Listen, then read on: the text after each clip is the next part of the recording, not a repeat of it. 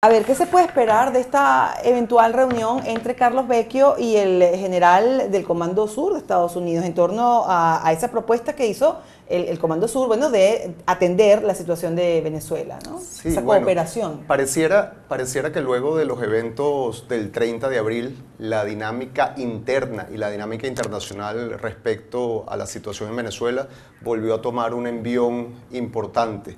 Y de igual forma, como los Estados Unidos ha planteado y ha reiterado de que todas las opciones están sobre la mesa, tanto las políticas diplomáticas como posiblemente también las de acción militar, pareciera también que el gobierno interino de Juan Guaidó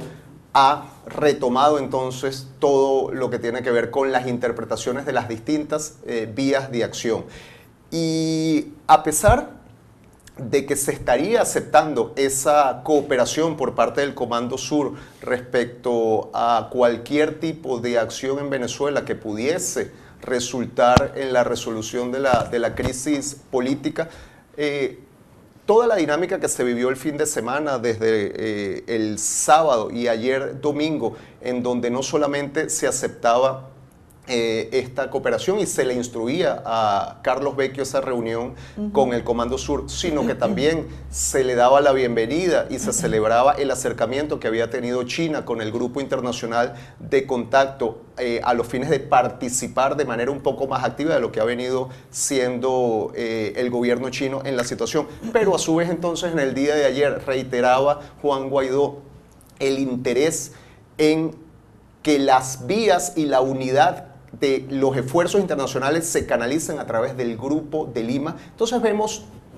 distintas vías de acción allí y yo consideraría, creo que apunta a la intencionalidad de esa reunión en donde se instruye a Vecchio a aceptar la colaboración del Comando Sur, más que todo un efecto disuasivo por estos momentos, que va muy en la línea de la propia acción del gobierno estadounidense, como lo hemos estado viendo durante todos estos meses, en donde no se estaría apuntando realmente a un proceso de intervención humanitaria o de cualquier otro tipo, sino más bien de agotar esas vías políticas a lo interno, a los fines de poder entonces lograr un proceso de transición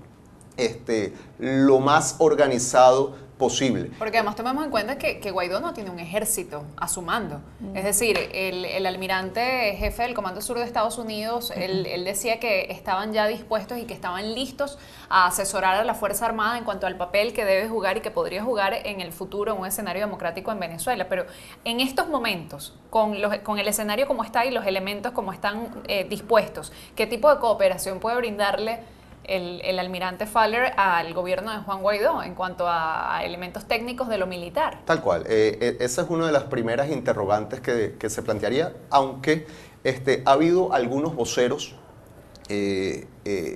no oficiales internacionalmente, como por ejemplo el ex canciller boliviano y el diplomático Arria, que han estado expresando la necesidad de que el gobierno interino venezolano pueda ir avanzando en la conformación de un ejército multinacional que pueda apoyar algún tipo de acción. Pero vuelvo insisto, que esto sería realmente algo hipotético. Pero estaremos hablando del TIAR o la responsabilidad. Bueno, Diego Arria hablaba de venezolanos que estuviesen prestando servicio en otro país y que de alguna manera se reclutaran para conformar ese ejército. Sí, realmente ahora, se hablaría como un elemento de apoyo logístico a la cooperación que potencialmente pudiese estar brindando los Estados Unidos a través del Comando Sur. Pero retomando la idea que planteas, efectivamente esa es una de las principales dudas que rodean todo el elemento de una posible intervención en Venezuela. Leía yo en el día de ayer un análisis que hacía un politólogo de la Armada Naval de los Estados Unidos, John Polga, en donde hacía referencia a varios trabajos que se han venido realizando desde el año pasado sobre los efectos de un proceso de intervención militar en Venezuela, en donde principalmente hacía referencia a artículos del profesor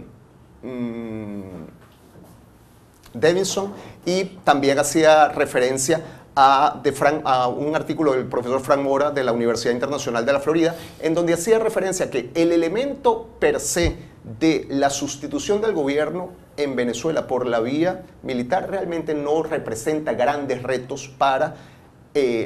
las Fuerzas Armadas estadounidenses. El elemento allí que sigue siendo de una interpretación bastante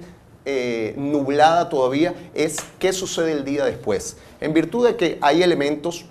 como la poca institucionalidad de Venezuela, como la falta de respeto al Estado de Derecho y, por supuesto, el elemento de el armamento que los grupos irregulares, claro, tanto paramilitares como paramilitares, posiblemente los colectivos, como los grupos de apoyo del ELN y quizás algunas células que pudiese tener Hezbollah aquí en el país, la posibilidad de que tengan una capacidad de armamento importante, ya sea por transferencias que les haya hecho la propia Fuerza Armada Nacional Venezolana o por vías irregulares que hayan adquirido esos armamentos, son factores que pueden dificultar por completo la normalización del país el día en que se pudiese deponer al gobierno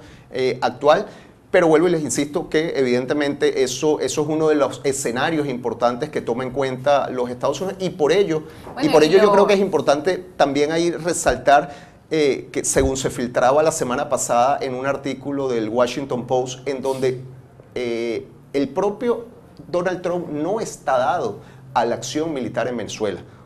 Sino que se filtraba de que serían sus asesores los que estarían diciendo ya la única opción que queda en Venezuela es pero quienes se esta preguntan solución. si realmente eso podría ser una opción o no. Es decir, si Estados Unidos, llegado el momento, puede decir, mira, nosotros no vamos a hacer pasar a ese punto de la intervención militar. Y me decías en la pausa que eso también resultaría un costo para Donald Trump, es decir, dar una vuelta en U allí y salirse del tema de Venezuela e incluso la posibilidad que ha dicho, que están puestas todas sobre la mesa, de una posible intervención. Es que ya ha elevado demasiado el discurso. Evidentemente, allí. el discurso tal cual y las acciones, al menos retóricas, que han dado los altos funcionarios del gobierno, desde la propia Casa Blanca, Donald Trump, desde su asesor de Seguridad Nacional, Bolton, desde su canciller, Pompeo, el propio Marcos Rubio, el representante de la Casa Blanca para Venezuela, Abrams, el propio vicepresidente Pence, han ido escalando durante todos estos últimos meses en la retórica sobre la situación en Venezuela y pareciera realmente poco viable que llegara al punto en que el gobierno estadounidense dijera bueno, ya la opción política ya se agotó en Venezuela, sencillamente dejamos que los Venezuela resuelvan su situación. El costo político, el costo de prestigio internacional para una potencia como los Estados Unidos sería sumamente alta ante Rusia, ante China y ante el escenario internacional y por supuesto el regional en caso de que Estados Unidos llegara a esa decisión, más allá además de que por supuesto el próximo año es un año electoral para los Estados Unidos y evidentemente una derrota en el ámbito diplomático como lo que significaría abandonar la causa venezolana y no por la propia causa venezolana y los intereses de Venezuela, sino por los propios intereses de los Estados Unidos, sería de magnitudes realmente muy, muy importantes. La semana pasada Juan Guaidó decía que a su juicio el gobierno ya había pasado todas las líneas rojas que existen para que se dé este escenario de la cooperación militar extranjera y lo decía abiertamente. Pero él señalaba que ya pues este escenario está en manos de los aliados, de la comunidad internacional y lo ponía como condicional en ese sentido. Él decía, bueno, ya no depende de nosotros, sino del momento en el que los aliados consideren es oportuno y que sí, hay que avanzar en ese sentido. Pero también pareciera muy evidente que la comunidad internacional tiene una posición firme en cuanto a ese tema, ¿no? En cuanto a que no es prudente por ahora, y lo decía a viva voz Abrams. Sí, la declaración de Guaidó, en virtud de que ya los canales de comunicación